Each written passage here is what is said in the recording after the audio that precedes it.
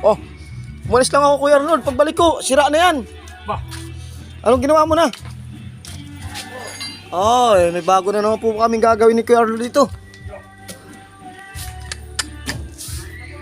Si Kuya Arnold po ang tumira, sinira na naman ni Kuya Arnold.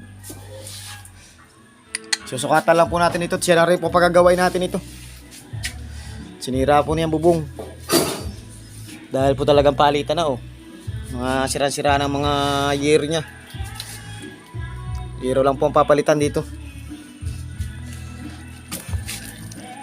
Ito po na, ibaba na niya ang yero. Sukatan ko po yan bukas. Diretso pa, pagsira ni Kuya Arnold.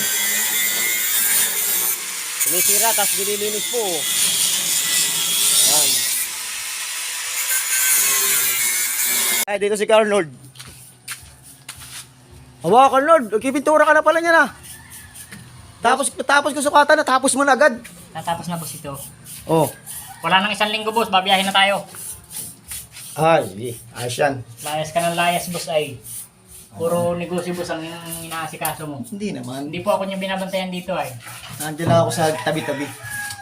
Oh, ay ayos na nga naman pala dali ni Kuya Arnold. Hindi po yan. Yan ay ano lang po, patsyang pa lang yan.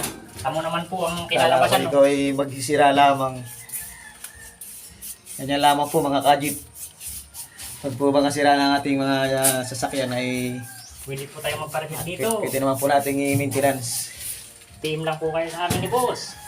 Ay, gagawin natin po yan. Pagagan. Oh, magaling si Kuya Arnold. Pati bubungay na primer na. Oh, ah. Ko na po yan bukas. I-spray na ra po niya ito ng green. Ano na po yan. Okay, okay na ang bubong.